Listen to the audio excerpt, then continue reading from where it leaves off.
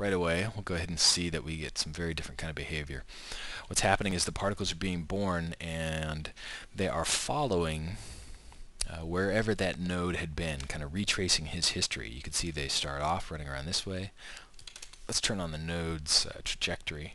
We can kind of see his animation path looks like this. So those particles are going to go ahead and follow that kind of relative path based on when they're born. The reason for that is we've got this relative switch down here at the bottom. You have the choice of relative, absolute, or position.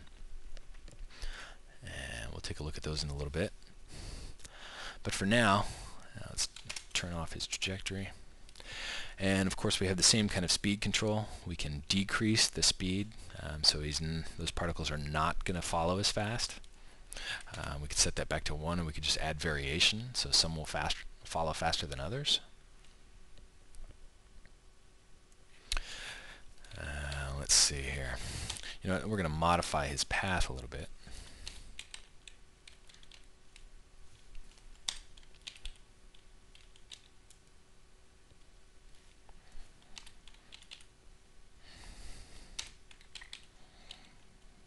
Okay. So now let's go ahead and scrub and see what we've got. He moves quite a ways around there. And you can see those particles kind of slowly catching up. Let's decrease that.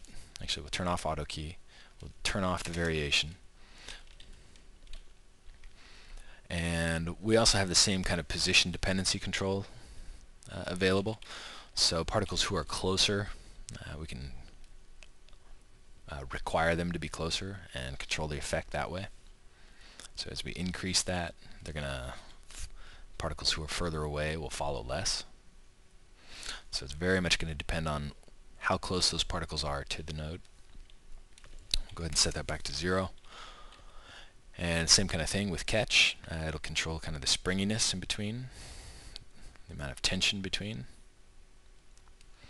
We'll go ahead and set that to 1 for full strength. Same thing, variation, position dependency. Let's go ahead and switch back our time to frame count. Now something else we've got here is start time and random start. Now these will allow us to kind of add variation to when the particles begin to follow that source node. You can see if you decrease this, it will have them wait a little while before they begin to follow. And as well, if you increase the randomness, it's going to kind of change when each particle starts to follow. And something else we have is position scale. I'd recommend you look at the help file for that one, but you can see what it does is you increase this, moves the particles further away, kind of spreads them out more. Go ahead and leave that at 1 for now. We've got random position. This will kind of randomize the position that they're following. We also have these other switches here called follow at time.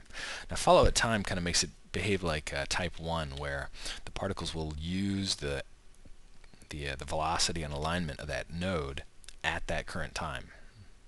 You can tell we still have start time and random start set, but so wherever this node is heading and how he's aligned is going to affect these particles. Although actually not their rotation. If you want the particles to follow his rotation, you're going to want to enable node rotation. And what we'll see is as he curves around, we can see those particles starting to turn with him.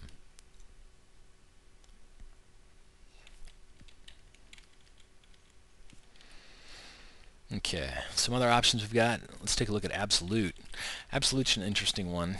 We'll just go ahead and scrub and look at what happens here. Is all those particles are going to be chasing after his exact position. We must have some, we've got some variation there. Follow at time is turned on. Let's see.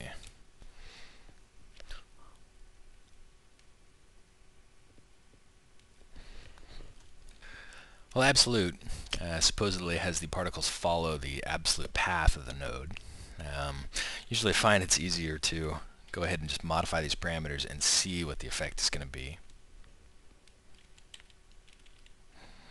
We also have position here, and all of these this option here is going to work in concert with whatever we have set up in here, and of course up here, to kind of create a different type of effect for us. You can see absolute position is just going to take a look at wherever the node is exactly at that time, and the particles are immediately going to go try to follow him. And we'll disable those two. Same thing.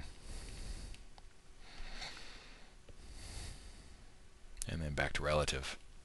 Okay, so that's particle follow. We're going to take a look at another method in a second about that does not require an actual node, so that we can actually use other particles to follow. And that operator is called position follow.